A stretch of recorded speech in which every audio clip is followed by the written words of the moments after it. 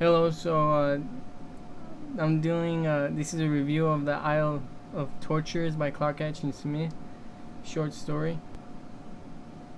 So this is so I finished, this is the second story of Clark Ashton Smith's Zodiac cycle,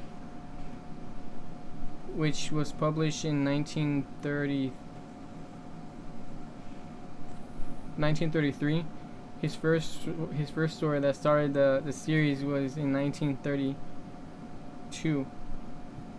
1932 he started, and this is his second story. He started writing his series was 1933, which is The Isle of Tortures. I already did a review on the first one, which is called the Empire of the Necromancers, and the second one is certainly way better in terms of like how he writes more. It was a longer story, but I don't think the plot was as good as the first one, because the first one, I feel like he pioneered the concept of like world building in fantasy, and I don't know, it's just so amazing how he describes the his story, relayed that story with his dense prose. So the second one, he didn't really achieve that, because I guess he wrote a lot more. So the plot on the second one is the narrator is Phobra, or the protagonist. The protagonist in the story is called Phobra, and he's an emperor, and a meteorite, a really pseudoscience meteorite, attacks his empire, his dominion, and everybody gets eradicated, and it's just him, and he survives from the meteorite because it was some ancient, predictable thing. So his priest, or his assistant or servant, gave him a ring. He was like a witch or something, and he gave him a ring which make him survive the meteorite. And so he survives, but then he realizes there's some other survivors. His slaves survived. Everybody else died except for his slaves. So the slaves survived. He survived because of the ring. So he leaves his empire, his dominion. He flees to another empire. He seeks refuge in another empire called Centrom. So he gets in his galley, he gets in his boat, and then he takes off. He leaves his empire on his galley boat. He's leaving to the ocean, and now this is where this is like an action scene, like an L. Ron Hubbard like sort of like action scene, but with a little bit more densely prose. And the ocean is like, he describes the ocean, the waves, the foam, and so that's it. He does that, and then he doesn't manage to reach to the new empire that he wanted to. He actually ended up in an island, where there's other people that survive or are alive, and so apparently the island is called the Isle. Well, it's not. I'm not sure if it's an island, but it's like this new empire, and the empire is called the Isle. Well, actually, it is an island. So, and then once he lands there mistakenly, and then people capture him. He's in the galley with his slaves. People capture him, and then they grab his slaves and himself, Phobra. And Phobra negotiates and comes with accommodations with the capturers. And so now he's a captive to these people, and he bargains with them by saying that, you take me to your emperor, who is called Eldrick, and so he can speak to him. And so he speaks to him, and then he says, don't curb your journey by fleeing this island immediately or swiftly. Stay here in this island and get tortured.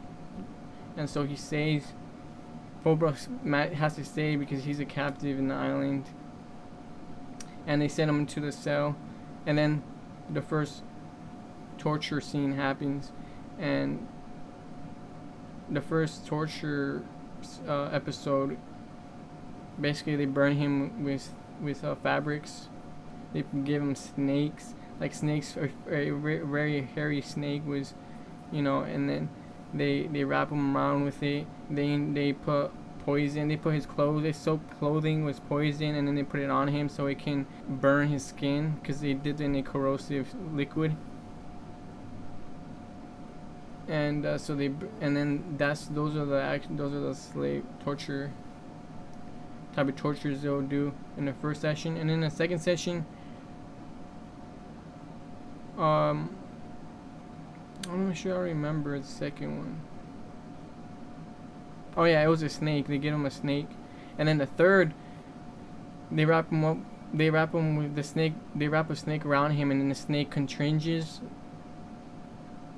on his body, and he's just like in agony. And then the third one is, they're gonna serve him some wine, but before the third episode occurs, torture episode occurs, a woman, a really feminine woman, caring, cherishing woman, comes to Phobra when he was like resting in the cell, telling Phobra that he's gonna be free. She's gonna let him go free. She's gonna help him get free. Just bear and go through the strain of this third torture or second torture. No, the third torture. And so he's like relaxed and sort of going through mirth because he has hope. Yeah, he's gonna be freed. He just has to go through this one more torture session. And so he goes to the third torture session, and unfortunately the woman Elva, which is her name, is a traitor and betrays Phobra, and serves Phobra a poisonous wine. And the fact that Elva, which I don't even care about, is just some feminine woman. That's literally all you get from the story. No background. Oh well, you do get a little background story on Ilva. She's apparently related to Phobra because her mother was part of his empire. Was a Yororian. And so that's pretty much all you get from Elva. Like, I don't know why that would be enough background story to get you interested in Elva. But and then Phobra obviously gets heartbroken and stuff because she's gonna serve him some poisonous wine, and he tells Eldrak is witnessing the torture. He witnessed all of the torture scenes, and so Phobra, you can torture me and do all this stuff, take my empire. You can take all my captives. You can take all my slaves. You can kill them. You can take my empire. You can do anything you want from me, but do not take my ring away from me.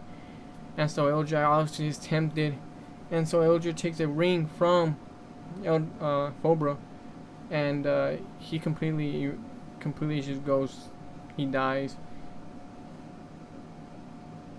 And Eldrak and everybody around him, the environment, everybody dies except for Eldrak himself, and then the captives, the slaves from Yoros, which is the empire of Phobra, which was eradicated by a meteorite. So always scourged by a meteorite. So yes, and then Phobra, Eldrak eventually gets really upset. He goes to stupefaction. Yeah, so he takes out the ring from Eldrak. He takes off the ring, and so he dies himself. And that's pretty much the end of the story. Which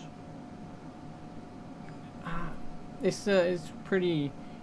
The ending aspect is really absurd. I don't really like it, but I like the pre-ending where you find out that Elva was actually a traitor, and Phobra gets poisoned So the most interesting aspect of the story was the torture scenes and the ocean scene. Those are the most main fun, worth reading aspects of the story. Like that's those two reasons on why I think this story is amazing and lifts up and overdoes the ending of the story. Is how his dense prose in describing these three scenes. I mean two scenes. Well, one, two, one, two. So he gets tortured 3 times. Frodo gets tortured 3 times. And then there's like an ocean scene. So there's 4 scenes in this short story, which is really is amazing, well written, just narrated and played out. So yeah, which I believe it overdoes the ending. Like you don't really read a bunch, and then once you get to the ending, you immediately just don't like the story at all. There's actually some good material in this short story, which are the 4 scenes, which makes it worth reading in my personal opinion.